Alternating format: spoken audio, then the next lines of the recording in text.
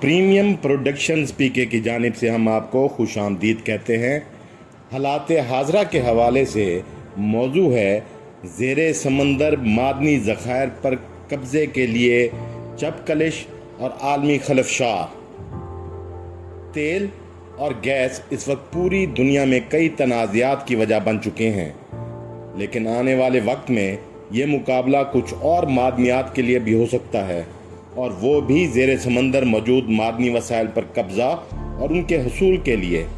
ماہرین کے مطابق سمندر کی تہہ میں موجود ان معدنیات کی اہمیت سے آگاہی بڑھنے کے ساتھ ان کے حصول کی دوڑ میں بھی شدت آ رہی ہے، اور اب یہ تنازعات کی شکل اختیار کر سکتی ہے جو کسی بھی وقت عالمی طاقتوں کے درمیان تناؤ اور تصادم کا باعث بن سکتے ہیں۔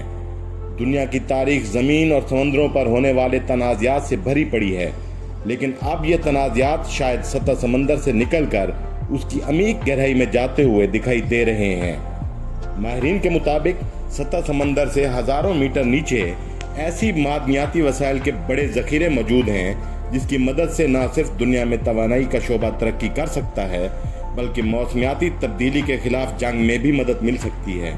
ان معدنیات کا استعمال عسکری ساز و سامان اور ہتھیار بنانے میں بھی کیا جا سکتا ہے۔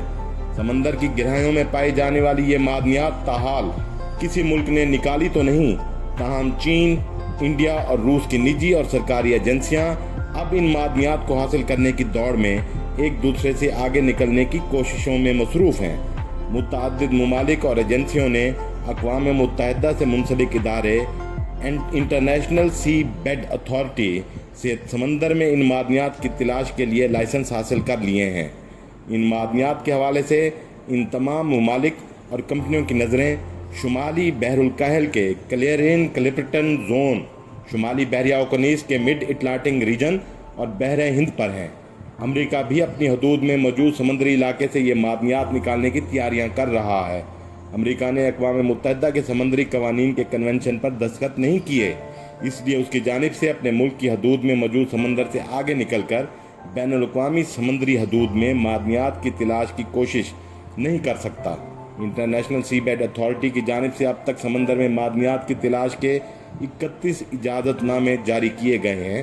ان میں سے 17 اجازت نامے کلیرین کلپرٹن زون، جو کہ ہوائی اور میکسیکو کے درمیان واقع ہے، میں معدنیات کی تلاش کے لیے جاری کیے گئے ہیں۔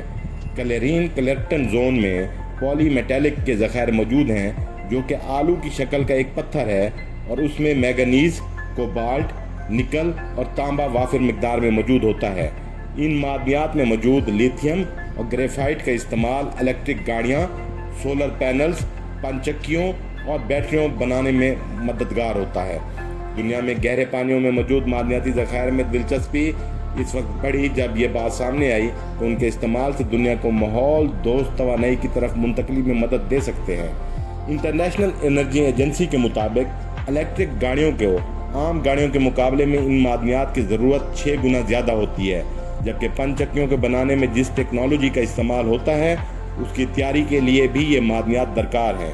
ورلڈ بینک کے ایک اندازے کے مطابق 2050 تک دنیا کی توانائی کی ضروریات کو پورا کرنے کے لیے سمندر میں موجود معدنیاتی ذخائر کو نکالنے کی کوششوں میں 5 گنا اضافہ کرنا پڑے گا۔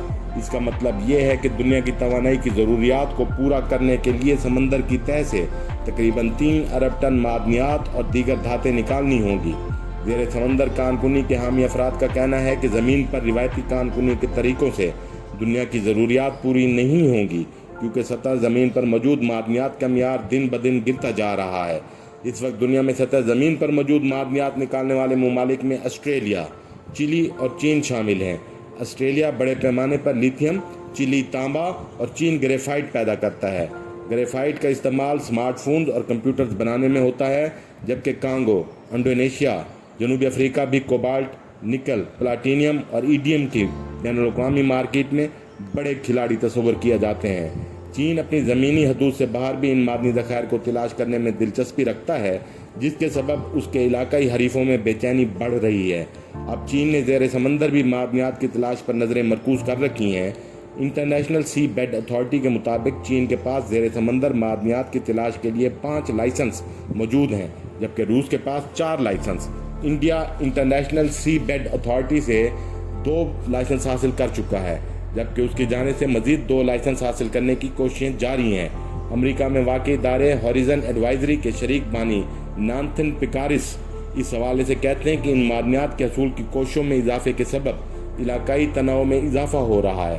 بین الاقوامی قابل تجدید توانائی ایجنسی کے مطابق چین دہائیوں سے ایسی ٹیکنالوجی پر کام کر رہا ہے جس سے ان معدنیات کو حاصل کرنے اور ان کو استعمال شدہ بنانے میں اسے کافی مدد مل رہی ہے۔